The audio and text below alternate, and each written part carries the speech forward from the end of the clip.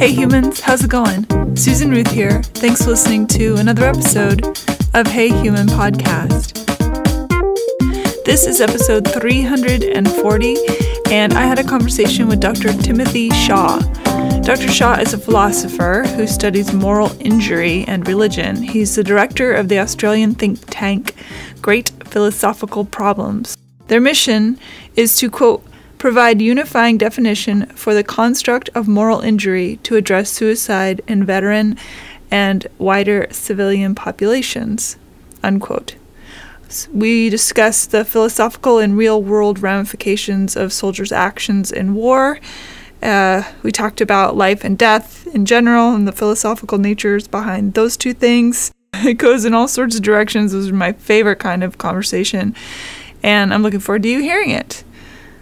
Check out Hey Human Podcast for links and to learn more about my guests and the show. Check out susanruth.com to learn more about me and my other artistic endeavors. Please follow Susan Ruthism and Hey Human Podcast on social media. Find my albums on Apple Music or wherever you get your music. They're under Susan Ruth, and my most recent record is called All I Ever Wanted Was Everything. Also, check out my relationships and sex show. It's called Are We There Yet? And I do it with my friend Mara Edelman, who's a sexologist and healthcare practitioner. And you can find that on youtube.com/Are We There Yet podcast show. And right now on that show, if you subscribe, you will be entered to win some fun prizes. There's a little video on the show that'll explain what the prizes are and how to do it. So definitely go check that out. Are We There Yet podcast show on YouTube. Please rate, review, and subscribe to Hey Human on iTunes or wherever you get your podcasts. And please share this, get it around to people. Let it be known. Tell your friends all about it. Or your enemies. I'm not choosy. Let everybody know. All right, let's get into this. Thank you for listening. Take care of each other. Be well. Stay safe. And here we go. Dr. Timothy Shaw, welcome to Hey Human. Thank you very much for having me. I looked up some of the stuff that you were involved in because I don't like to have these conversations where I come in saying, I know more than you, or I know as much as you, or I know everything you're about to say. That makes me crazy when I listen to other podcasts. I want to learn along with the people listening as well. So let's start with, where are you from? What was your upbringing and education leading you on your journey? Oh, yeah. I was born I'm Australian Australian born. And I started my education looking at science. I did a Bachelor of Science after finishing school, because I was interested in the scientific language that describes the world. And after that, I realized there was no money in science, so I did a Master's of Commerce. And when I was about to finish Masters of Commerce, the GFC happened. So I said, right, back to university. And I wanted to do a PhD in moral injury, which at the time I was interested in, but I didn't have the prerequisites. So I did a Master's in looking at how the just war tradition shapes our psychologies in relation to moral injury, or how it has done from when soldiers or Christian soldiers first decided to go to war, or what wars they were to fight in even, and how they were to justify the killing of enemy combatants. And then I finally had the prerequisites to do a PhD, which I did in looking at how moral injury has been understood in a post-Holocaust Jewish sense through the work of a French existential philosopher called Emmanuel Levinas, who was a very significant intellectual post the Second World War, who followed on from Martin Heidegger, understanding the self in relation to ideas such as death and the finitude of such events for one's understandings of oneself. And that's what led me to be unemployed.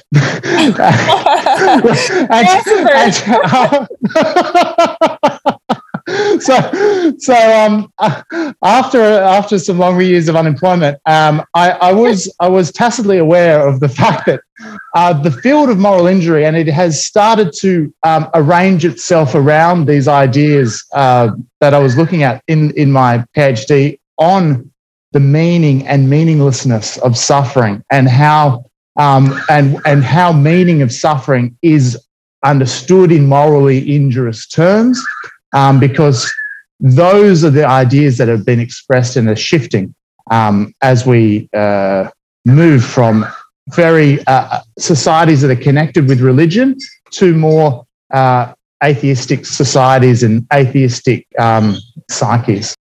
Were you, as a child, more of a moral, upstanding, ethical, the family has given you a set of rules and you will stick to them sort of person? Yeah, that's a good question. I was brought up just being very polite.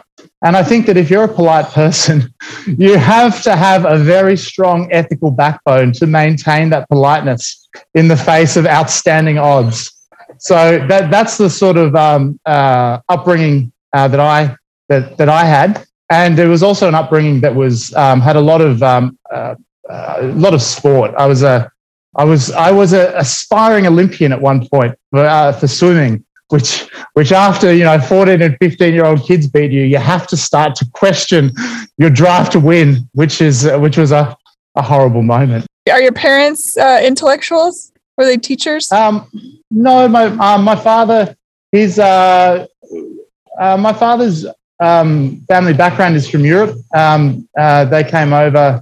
Grandparents were from Russia and from France, sort of escaping that Europe as it was. And my mother's ancestry is from Australia. And the school that I went to is in Australia. We have sort of not different classes of schooling, but we have an education that is Catholic inspired or has ideas of Christianity or New Testament ideas or inspired ideas that are inspired by Catholic teaching. And I went to a Catholic boys' school. Oh, so you're probably pretty good at Latin then.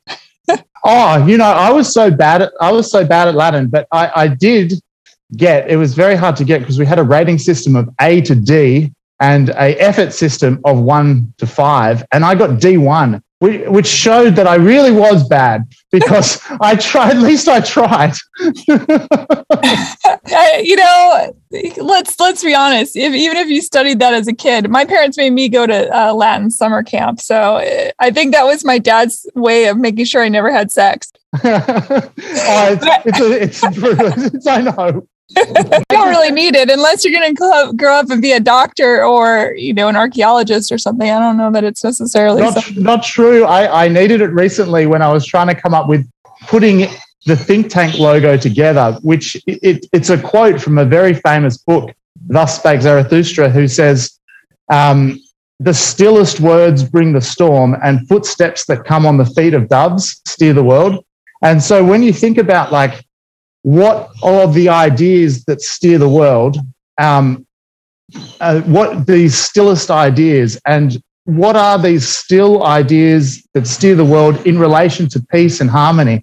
Because while you have a lot of people battling or great events, these great events are still in relation to big meta principles of peace that societies cluster around. Christianity being one, Judaism, the Judeo faith being another, Greek. These ideas of how to have peace and footsteps that come on the feet of doves that steer the world. These are the very thoughts that come on the feet of doves steer the world. These are the ideas that I'm interested in trying to understand in relation to moral injury.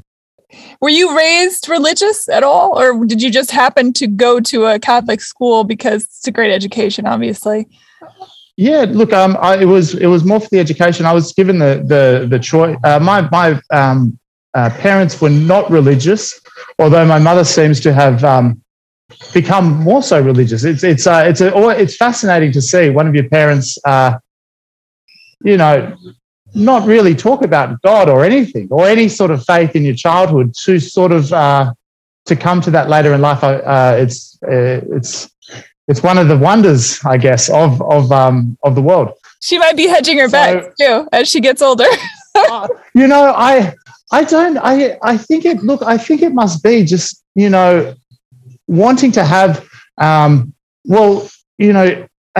mothers or as a mother, she's created, she's put something out into the world, and now she wants maybe something back from the world in terms of some meaning or some, I'm not too sure. It's like, it's a beautiful thing to see nonetheless. Mm-hmm. Yeah. I don't know. I think that journey is a fascinating one, especially if you come to it of your own volition and not because someone has told you you have to believe that or that you must think that way. Let people know what you mean when you talk about moral injury, because I don't know that that's a term that people really hear every day. Sure.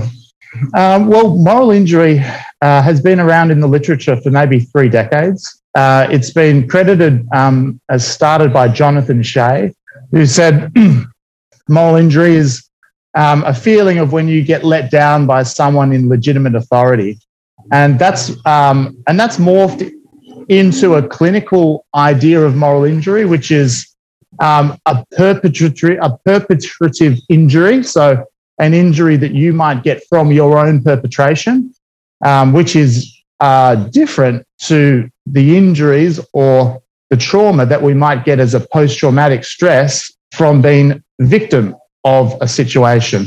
So there is a perpetrative idea that can come through or can be developed in moral injury, which is very hard to develop in post-traumatic stress disorder. Like a soldier who's never killed anyone that then goes out and kills someone because they're doing it for a duty, what that does to them, if it's a moral ambiguity line they have to cross. Yes.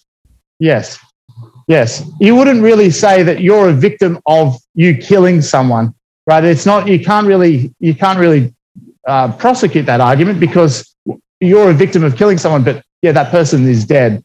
So the argument is more looked at in the moral understandings of what it means to take a life, and the taking of life is just the most extreme example of the term or how the term is used and construed at the moment. But it does loosen up considerably, especially in the literature. You've got the moral injury after COVID, for example. I mean, what does that actually really mean, right? Well, what is a moral injury? And my definition of moral injury, or the definition that I've borrowed from a gentleman a veteran called Friedrich Nietzsche, who is also a giant of philosophy and psychoanalytics, thankfully, is he says that, look, a moral injury, when you think about moral injury,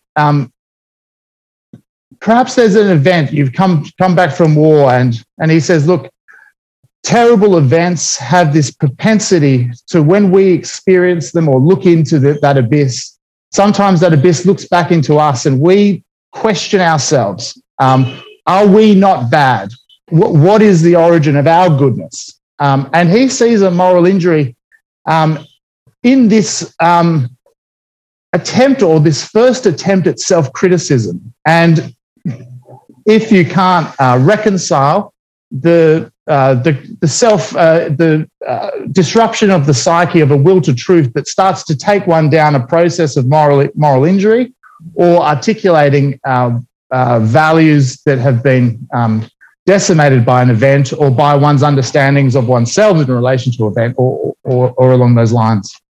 Do you think then there would be less moral injury, less PTSD, even if we were able to see our shadow selves more clearly? For example, when I've interviewed a couple of people that are murderers that are in prison, and in order to do that, I have to see the murderer in myself. I talk about that a lot on this show, is that I think part of the problem with humanity is that we do ride around on these high horses without realizing that in any situation, we're capable of literally anything. And we'd like to think that we have been raised with some sort of moral structure or ethical structure, which is pretty wiggly, really, because people who consider themselves quite moral, religion, as you mentioned, they dip into immorality quite easily under the guise of religion. So it's interesting. If we all kind of threw the gloves off maybe and said, oh, wait, we're all kind of assholes a little bit, that maybe we wouldn't have such issues with that. Well, that is exactly the point. Nietzsche, he went to war as a medical orderly, as a captain medical orderly, and because he'd volunteered for military service, he didn't have to do it, and he came back from war, and the first thing he did was hand his citizenship back to the state in which he had volunteered to serve, and at that moment, he started to write his first book ever, which was The Birth of Tragedy, which was looking at really what was going on and happening in his mind. And he finished 10 years later, From the Birth of Tragedy to The Joyous Wisdom. And his take-home message in The Joyous Wisdom, or what he says, I've been silent about many things, but I refuse to be silent about my morality, which says to me, you may wish to help people, but only those people whose suffering you understand entirely, and only in the way in which you help yourself. And only your friends, because, and you think that you are a good person, but if you pare back, you're a good person because you have to believe you're a good person because you're helping people that are around you, but are you helping other people in need? And if you know that there are other people in need, how do you know that your help is even being, is manifesting in a way in which delivers the most outcomes to the most people in need? And he goes on that journey as someone that is there to heal people and that came back from war because the battle that he fought he was a healer and it was a siege, and there were very few casualties from military engagements, but there was disease, malnutrition, dysentery that wiped out all these people. And he said, hang on a second, these are happening on both sides. There are people dying inside the walls. There are people dying outside the walls. I'm helping the people that are dying outside the walls, but they're not dying from anything inside the walls. How do I justify this terrible war between two people that are just struggling to even survive now? They can't even eat. And that really troubled him as someone that was there to that was very proud to go to war and to fight for his country.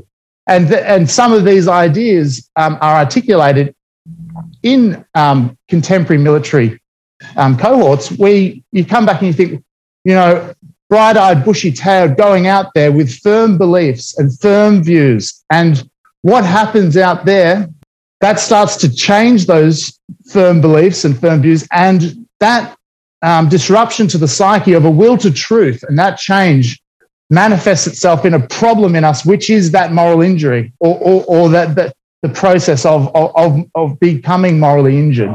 Well, and the will to truth is an elusive term, I feel like, because it's on a gray scale. What one person's truth is certainly not another. And then you bring up, of course, like you said, if there's people on opposite sides, they think they're both morally correct in whichever war they're waging. And the reality is there's really no difference between them. Look at like the Serbian war, right? And suddenly people from Bosnia and people from Serbia who were drinking coffee with each other one day, and the next day they're shooting at each other to kill. Yeah, no. Where is that line? Yeah.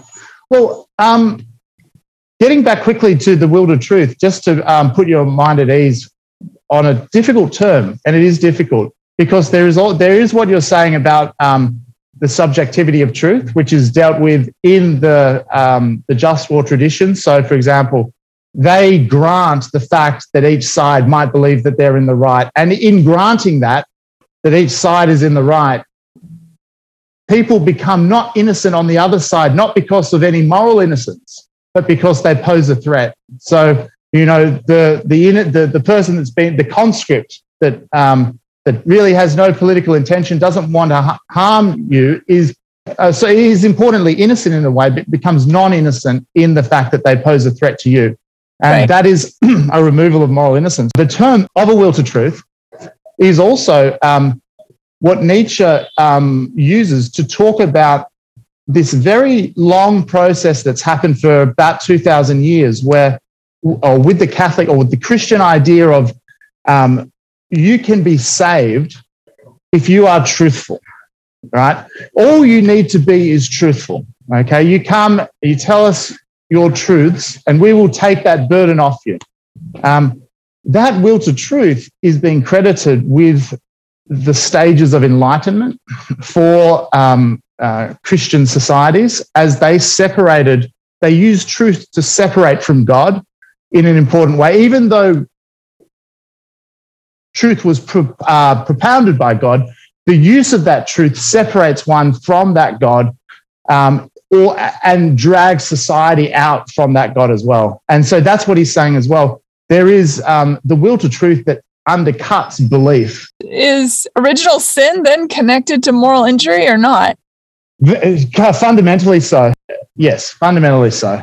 Original sin is primary. So Nietzsche sees original sin as the primary mover for societies. He says that, particularly in the Christian sense, the fact that we used original sin to hone our virtues. So we were always orientated to a virtue that was otherwise than being.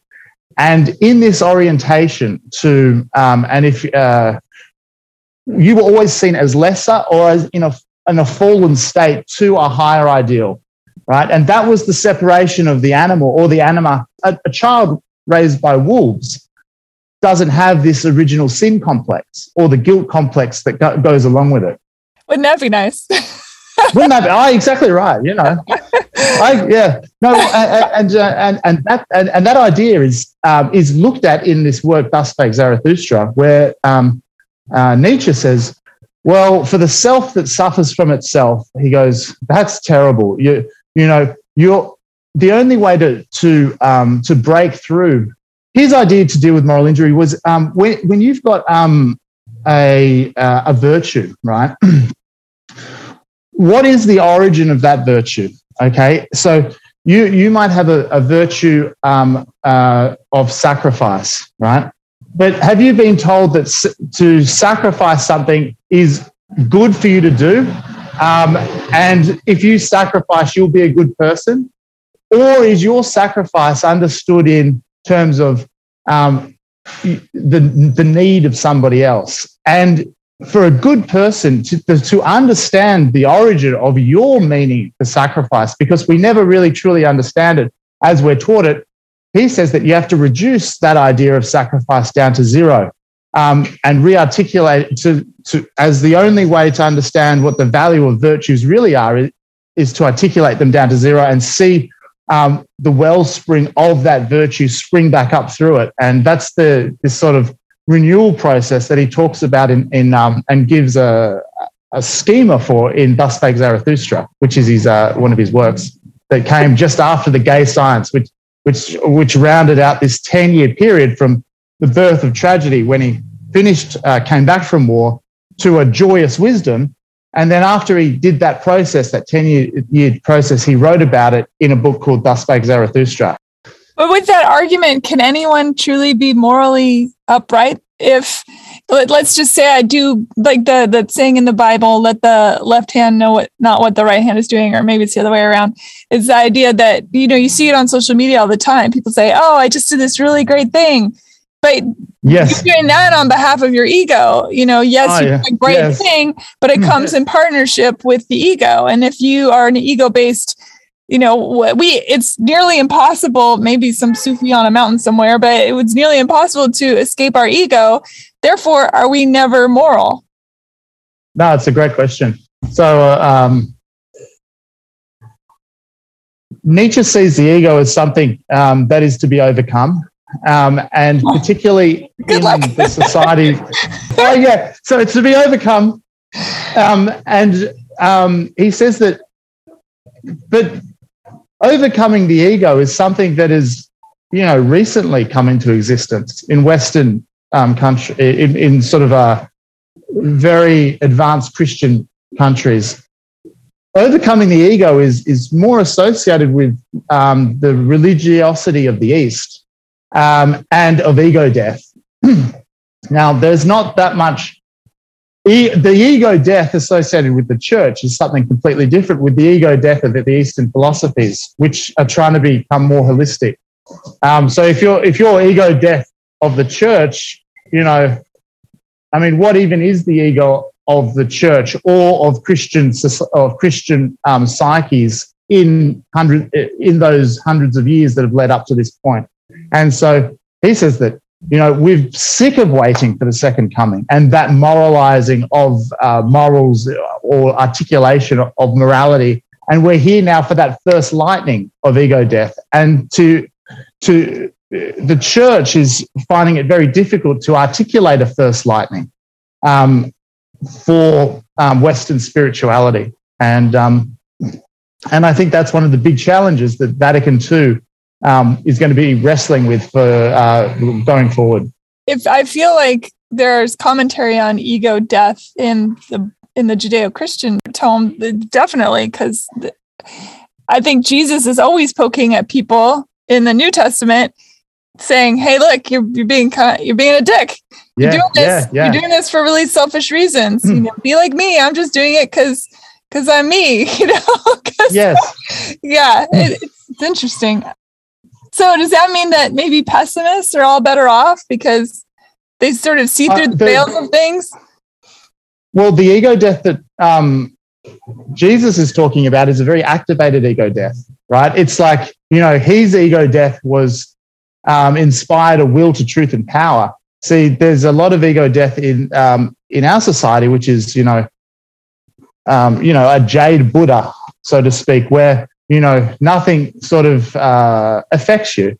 And, while you might have reached some sort of inner peace, is that the end point for a Christian who is there, or their psychologies are honed to seek out injustice, or so we believe our psychologies are there to do.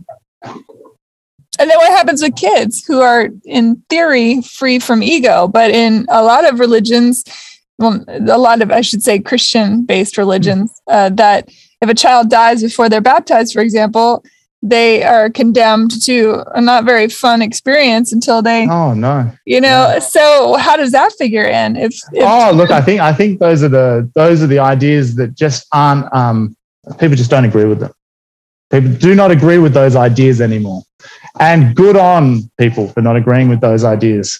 It's like it's almost to say that, there is a capital. See, the church is moving away from this idea of capital punishment, right? So you could say that, the capital punishment comes from the moral authority of a legitimate higher authority to put people to death, right? Now, or to condemn people.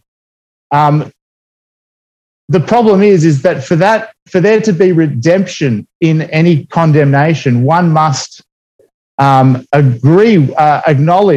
the punishment. So if you want absolution for anything, you have to acknowledge one's guilt. And I think that children, importantly, can't acknowledge that guilt.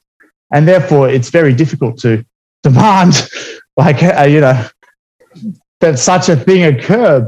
My roommate, she was sort of the fire and brimstone Baptist, and this was in college. And I remember her telling me that it was very sad that babies weren't going to get to go to heaven because they weren't baptized. And I just thought, that's the craziest thing I've ever heard of.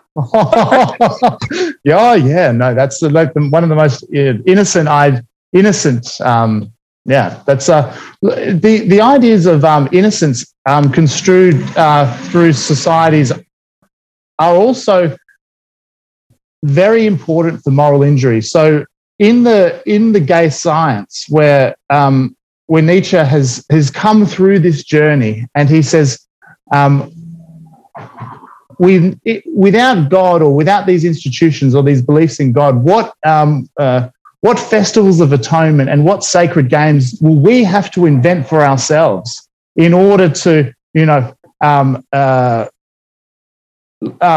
live in an unencumbered state? Must we not become gods ourselves in order to shake off this very heavy, he calls it this very heavy past of Christianity and moral thinking?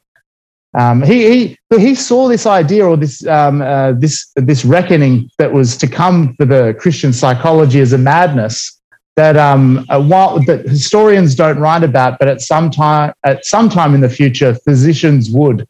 And the corpus of work on moral injury is the writing of this event that has been brought about by these ideas of what's been termed the death of God and what that means for one's psychic states of grace.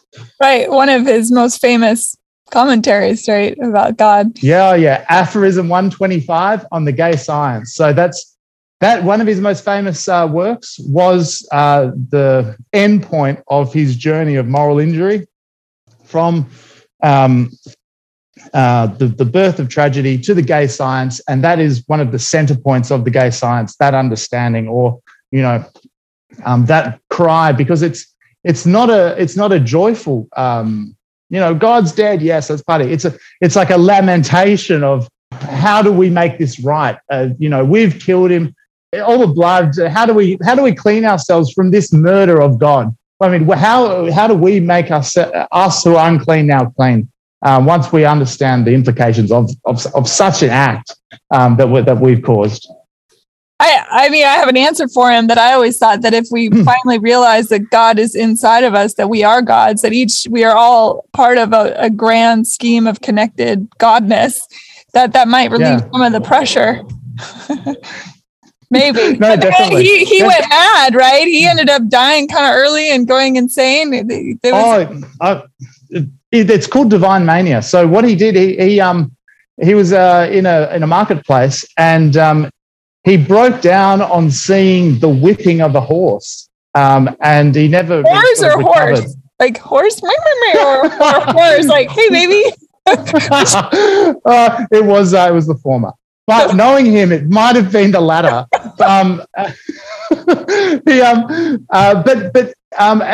The whipping of these horses. So he, for Nietzsche, as someone that was always looking to heal people, that's what sent him on his journey that was his pre-philosopher, veteran days, or active service days, trying to heal people.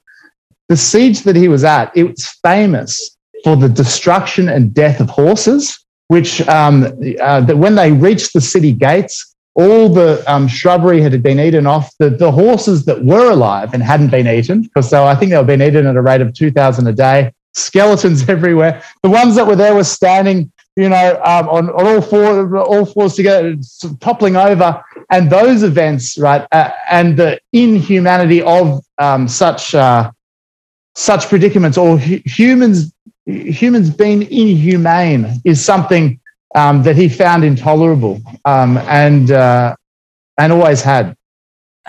It seems like such a circular argument, because I think left to their own devices, I would like to believe in the good of humanity. I would, but I also believe that people defer to tribalism. Humanity, maybe the way they see themselves as humane, but in reality, as you said earlier, if you're othering, there's no way to be humane, right? There is no humanity in othering. It just doesn't, those two things don't go together. There is one way it goes together. So he said, the existential philosopher Levinas, he says, hang on a second, if we try and use empathy to empathize with someone else, the very use of that empathy is an ontological violence upon someone else, where we can just as easily excuse their suffering as respond to it. And he said the very othering of someone else, which draws one into that othering, is something that can be responded to underneath one having to even empathize with it. And that neatly fixed that trick. That neatly fixed that trick for him. So it is a fundamental problem in philosophy that you pinpointed. But that's the best thing about philosophy, right? Is that it creates arguments that have to spiral on and on and on and on. I mean, that's the fun of it. You might have to buy your philosopher a cup of coffee, but you will not be without something to talk about. That's very true. I encourage that as well. So how do you use all of this in your work? Where are you heading with it? How do you help people understand themselves and maybe move past guilt or horrors of what they've seen in war? Well, at the moment, where there's a few projects that we're looking at. We're building up obviously the first. There's two points.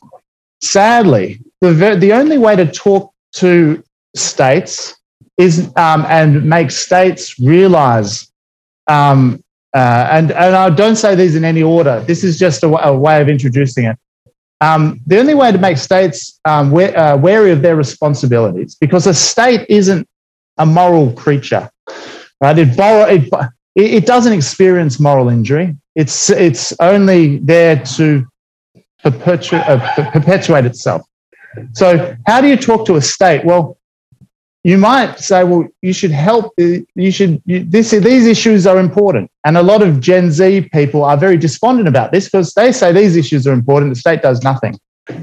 A way to start talking to the state is say, these issues are important because guess what? The people that are fighting for your wars are coming back and they are committing suicide at 1 per hour. And what is it about? Let's sort of unpack this new understanding of suicide in your veteran populations, the people that have cared for the country, that have served the state. Veterans are very particular because they know what it is like. Everyone is expectant of what the state can do for them. Soldiers are one of the very few people that have actually served the state in a very hard and meaningful way, and are certainly owed by the state in a very material way. Mm-hmm. So there's that sort of justice idea, and there's also, of course, the ideas of Thus Spake Zarathustra, and the main aim of that book, it's under the chapter Out of Service, because Nietzsche was a soldier as well, is to put every sorrowful one again on firm land and firm legs. And here he's talking about sorrowful people from war that have had their humanity shaken and are looking at ways in which to start to talk about this internally in their own internal conversations about what war meant to them. And those are the sort of messages, and working through with people that have come back from war, these ideas and these narratives that are expressed in the corpus of a philosopher who's in the hands of veterans is so much more powerful than in the hands of academics. He is a philosopher for the veteran community. He is a veteran. He didn't start writing his books until after he came back from war. What do you think he would have said about those who... I have a friend who is a Marine, who is a sniper, who's like the elite sniper in the Marine Corps. He's probably killed, God only knows how many people, as was commanded by his job. And he said to me once, he said, the Marines turned me into a serial killer, but they never put me back. They never put me back together. They never took that out of me. And so now he goes through his life.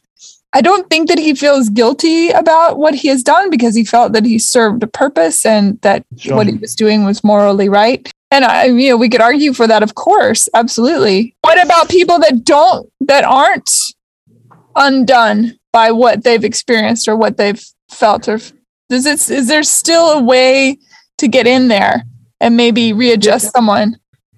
I've had some chats with similar persons who've even having in your sight a child, not even if you pull the trigger, but even being put in a situation where you have to track the sights of an assault rifle on a child, that calls into question what you're really doing. If you're asymmetric warfare, there's challenges that arise in every warfare. But if you're an elite trained special forces person, it must take a toll. Or for some people, it does take a toll. They never thought that their training would have brought them to the point of tracking children through the sights of weapons. And And it's a hard question. I don't think there is an answer at all, but it's something to think on, and then, of course there's the argument, well, those children are strapped with C9, or those children, are walking bombs. And you think, okay, that's great. But did they make that choice? No. So it's complicated. And this is what Nietzsche, he calls upon this population as a population that because they have started to understand their obligations to other people in this way, have really a lot to teach society, because they have really done some hard mental work. The heroes, soldiers of the mind, so to speak, because they have been prompted to think about themselves in relation to these ideas, which everyone on the street, which they walk past and become ever increasingly alienated to, through this reason, do not talk or think about in such ways. Mm-hmm. Which then creates its own little ticking time bomb, of course. Yeah. Yes. The right to live or die, there is a great ambiguity to it. Like, for example, let's throw out there suicide, for example, not suicide of a soldier, because I think that's exacerbated by what they're experiencing and they don't know how to carry that burden. So that's something different. But what about, let's say, the right to die in a terminally ill person? Are they committing murder by taking themselves out? Is there an ambiguity to that? Is there that they're causing moral injury to the people left behind, likely, right, who don't want them to die, but they have a right to do with the dominion of themselves. They have that autonomy. They should have that autonomy. Well, can you imagine not having that? We can't imagine it. So suicide, or the thought of suicide, if you're put in a position where you can't commit suicide, if you're in a straitjacket or something, but that is an extreme loss of autonomy and personal and some personal freedoms. And even the thought of, I can commit suicide, it's a distinctly human thought. And that thought that you can even think about taking your own life is a way or a mechanism to show or to sow the extraordinariness of life, the fact that you can even think about taking it away, into the condition of what being a human is. Because, on the one time, we want to maintain the dignity of suicide and death for people, while on the other hand, maintaining its tragedy for the young, which is it's a balancing act that takes continual discussion and social engagement with. I mean, Australia was one of the first countries to introduce a legal euthanasia machine. I think it's in the London Museum now. I interviewed the guy that invented that machine. Oh, wow. Yeah. The creation of these ideas at the time, they just slipped through, right? They slipped under the radar. Then society sort of took a glance at really what this meant. The discussions weren't there, or the grammar and the moral grammar or the lexicon wasn't there to sort of talk about these things. They were taken off the shelf. They're slowly being replaced on the shelf as we speak, I imagine. Yeah, and depending on the country too, humans are really weird about talking about death. Really weird about it. It's for considering how often people do death-defying things like smoking or jumping out of an airplane or whatever they do that puts themselves into, or driving their car really fast, or whatever it is. It's like we're constantly flirting with the idea of not being here. I think that's so interesting about humans. Well, that's for Heidegger, one's own death, because no one else could experience your own death for you. Your own death drew you into authenticity. And then it was for Levinas that said, while no one's going to experience your own death for you, sure, but your death is the lack of experience as you. And thus you never experience your own death. And the closest way you experience your own death is the death of another person. Mm-hmm. And that sort of subverts the nihilistic tendency of one's own, the fact that, I'm going to die and I'm my own modicum of meaning. And that can itself become a dangerous spiral, which we saw Heidegger was associated with a Nazi movement, and those sort of hardline tautologies and totalities in philosophy and politics. Talk about causing moral injury. The Nazis, they didn't even, they're at the top of the list there. Not that there aren't plenty of atrocities happening all over the world all the time. The Nazis have the best press corps. So, but, there's certainly that kind of, that belief that some people are less than, to the extent where they are truly treated like lab animals get treated better than the way some people were treated during that war. So, definitely. Yeah. The ideas of the Holocaust, the fact that, affluent nations of socialized people could create factories to kill people on European soil, it caused a breakdown. It caused an event where we said never again, right? How do you articulate the never again of the Holocaust? Well, the throw and forward articulation of the Holocaust, it's not in the state or the establishing of a state of Israel. It was the articulation of new ideas of condemnation that came at Nuremberg, where the idea of genocide or the charge of genocide was invented just to give moral condemnation to the Nazis. And when genocide wasn't even enough, they abstracted genocide to crimes against humanity. And that was the birthplace of crimes against humanity. And after World War II, we're all post a crimes against humanity age. And the articulation of that age for our psychologies is we feel, that there are famines. There are easily fixable problems with any form of willpower and political will, which aren't being done. And we think to ourselves, well, this is a great hypocrisy and disgust that a lot of younger generations feel about the world and about how it's been managed and about the politics of the day. Yeah, well, absolutely. And the thing that's also fascinating about the crimes against humanity and genocide, and understanding what those concepts mean and having a benchmark for what it means, and also realizing that, as I said before, it takes place on a pretty continual basis. And then suddenly, but maybe those people are brown, so we don't care as much, or they're way across the world. They don't really look like us, so we don't care as much when great atrocities happen on a global scale. And, mass graves piling up with bodies, this kind of thing. And yet it doesn't give us the same touchy-feelies. Yeah, and this is also the fact that when Nietzsche said, you want to help, but only those people whose distress you totally identify, and only in the way in which you help yourself. And we need to acknowledge that we really just don't care. If we were to be honest, we do not care, because if we cared, we'd be doing something a bit different. And it's not that hard to do something. That's the thing. I mean, it's not, we have the resources, we have the brain power, we have the people. It's absolute and total inaction. And that's the thing that is the issue, because something you said earlier that made me think of this, how when in America, at least, they suddenly deemed corporations as basically as humans.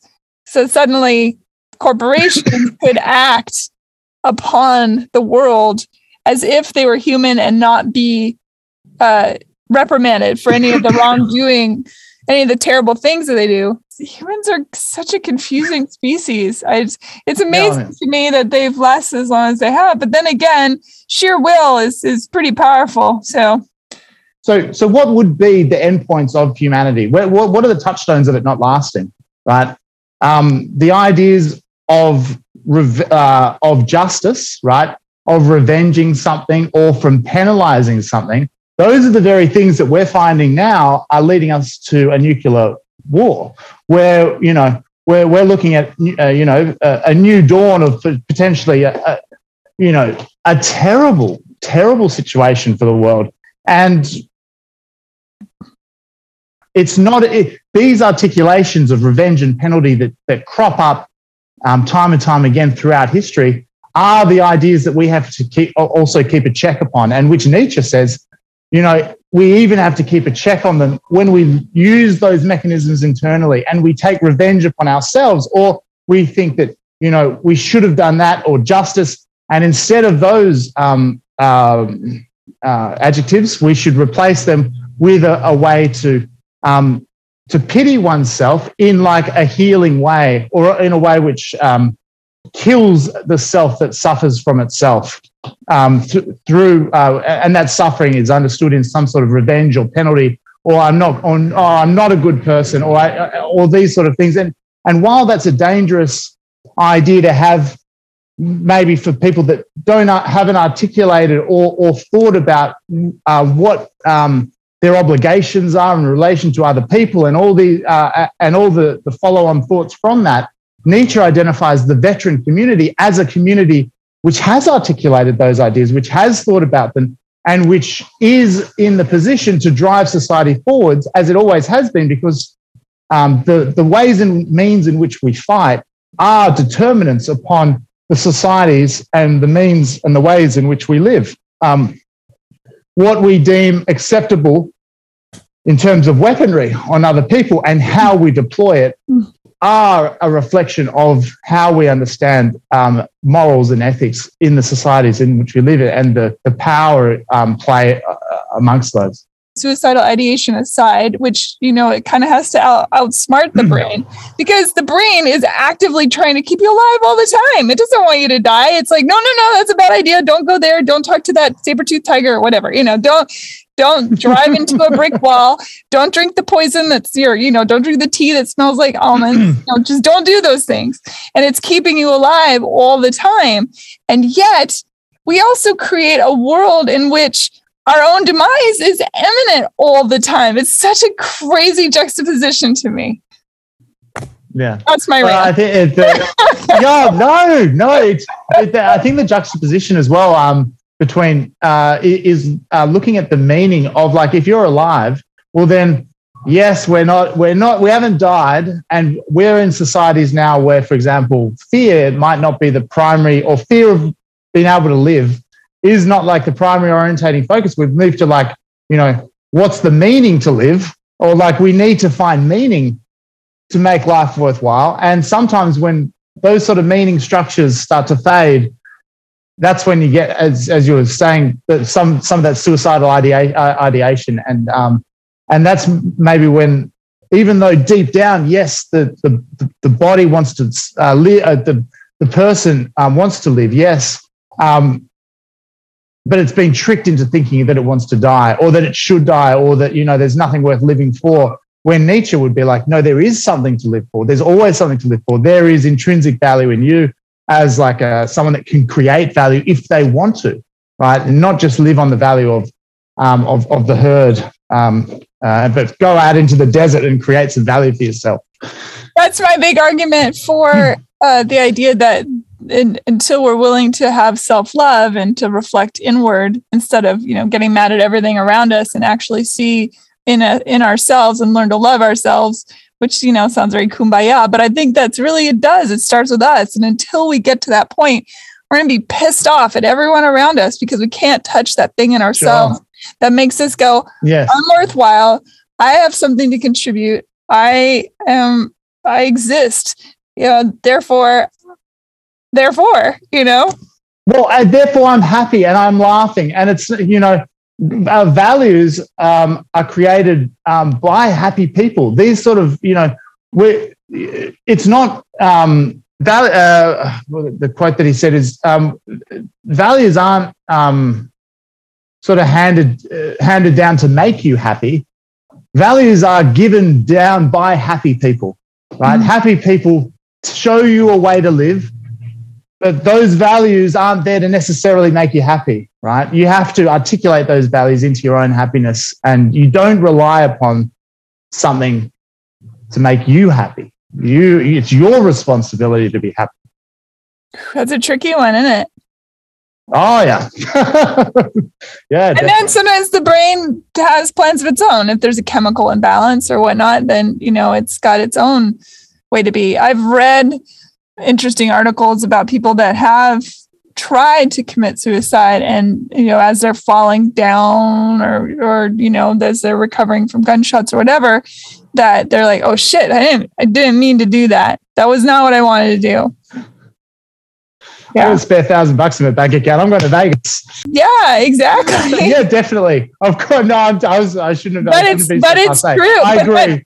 No, it's true. It is. But that is true. I mean, I know you're being funny, but that's an exact point. Like if I'm about, and again, I can't speak for somebody that is in such a depth of despair that their only option that they can see is to take themselves out, and it's a real bummer, because I do believe that we have a lot to contribute to the world, individually. And if we just, again, it goes back to, if we see that light within ourselves.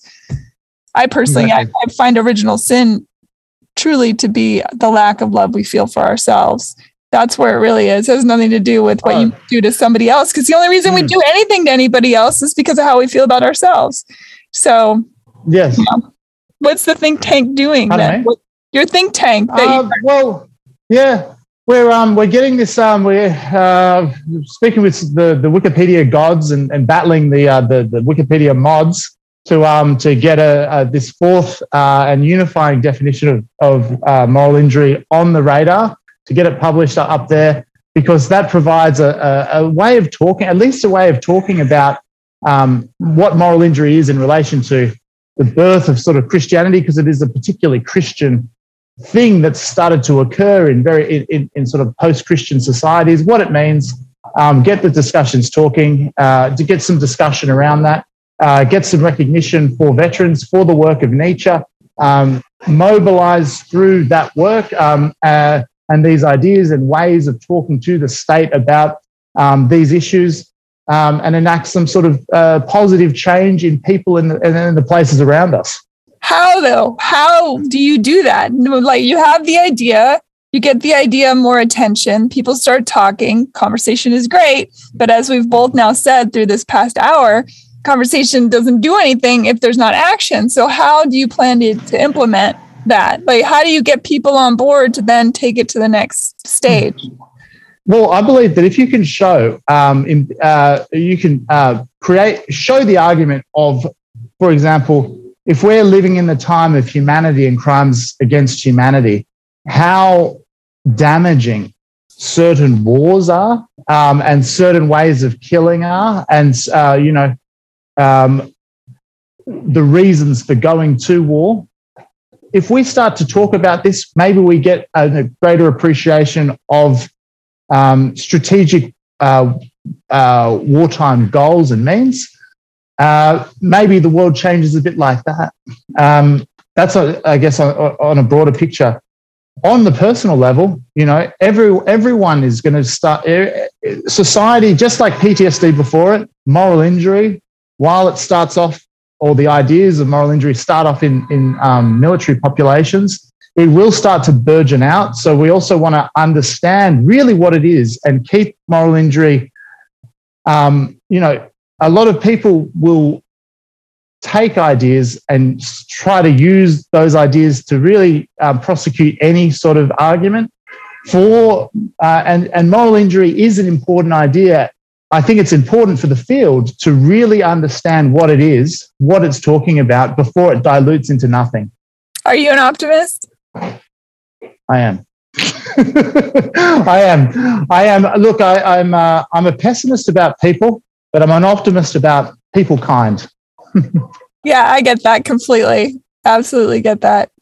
So interesting. Well, this is great. I really have enjoyed this conversation. I think you and I could probably talk for hours. We'd probably go through a few pots of coffee. Yeah, no, it's been wonderful. Yeah, thought experiments. I love it. And I think the whole concept of where our morality exists in our humanness is a fascinating topic.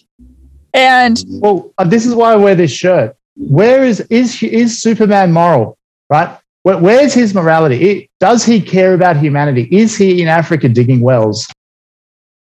Superman kills a lot of innocent people in his quest to be righteous, because there are a lot of innocent bystanders that die. Well, they're the new mythologies, and how we understand, and maybe the only way in which you could have an ethical Superman is a Superman that was laughing, enjoying his life, and fixing things as, just dancing along in the world, laughing and, stopping everything that he comes across. And that would be a beautiful way to think about how in ourselves we should respond and how we should be Supermen in ourselves. But if the universe is always righting itself, right, shadow and light, then it stands to reason that for every Superman, there's the anti-hero, right? There's the other, the thing that Superman has to come against. Unless Superman's not trying to be super. But is he not born into that role? So that's another question. Are we not born into morality? Are we not born into... That's a very big question. Yeah, it's a big question. Dr. Shaw, tell people how they might find you to know more about what you're doing, your research. Yeah, you can look up what the think tank does just on Google. We're open basically 24/7. Got a 1-800 number. You can chat about anything you want. Got a website. 1-800 number will people just call and talk philosophical arguments? Yeah, 1-800. 1-800-133-999. That's so cool. Yeah. Got a forthcoming book as well. What's the book that's coming out? It's Slouching Towards Moral Injury, Understanding Moral Injury. Do you see the most pillaged bit of prose in the English canon is the poem by Yeats, The Second Coming. Right, what rough beast did hour come round at last, slouches towards Bethlehem to be born? That is the number one metaphor in the English language. So the book is sort of saying slouching towards moral injury, trying to get, because to talk about these ideas, because they're so abstracted, it's important to put them in a metaphor or to put them in a way that the psyche can sort of understand the progression of these ideas through time and space. And so that's what the book is trying to do, provide a lexicon and grammar to talk about it. I'll put links for everything on heyhumanpodcast.com.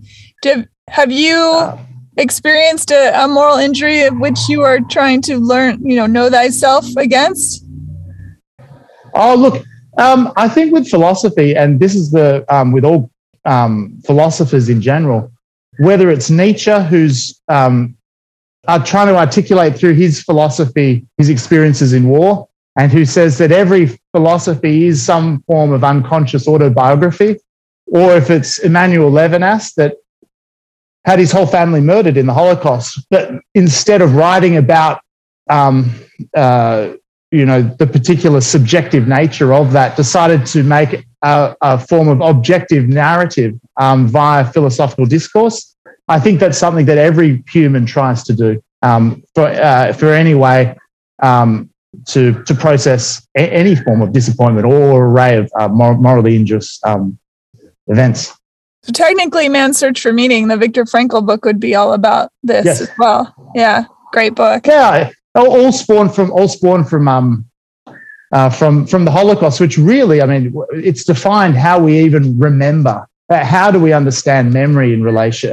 It's created a luminous, voluminous idea of who we are, how we understand humanity, and we don't remember it, but these understandings, they are the driving force. Words that come in the footsteps of doves that will steer the world, that are steering the world, and it's very difficult to really see that are steering the world unless you start zooming back, which is very difficult to do when you're in the thick of it, so to speak. But are we not both simultaneously marching toward peace as we are toward the Holocaust? Aren't we in both those places all the time?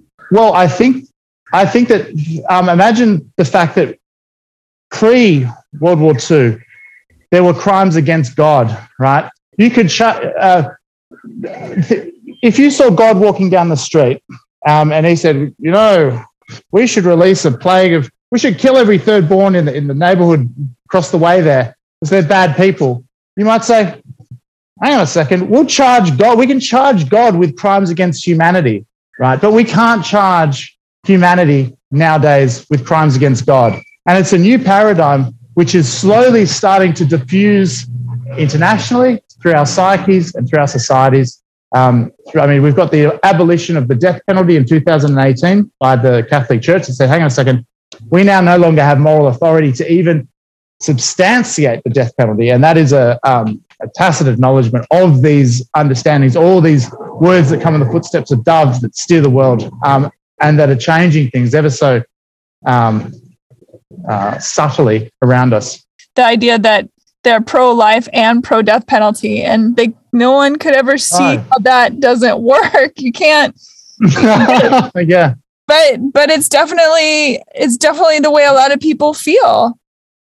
Which is fascinating. Again, humans, am I right? It's fascinating. Look, fascinating is one word for it. As scary is another, and frustrating. Frustrating, and that frustration is being borne out ever more strongly in ever more younger generations as religion is dropping. Mm-hmm. Those dominant understandings will certainly find themselves in the minority, and how these articulations are switched and the ways and means it's doing it. And you've got the Wade versus Road disaster. How these things are talked about and understood in society will become and are very, very important bellwether issues.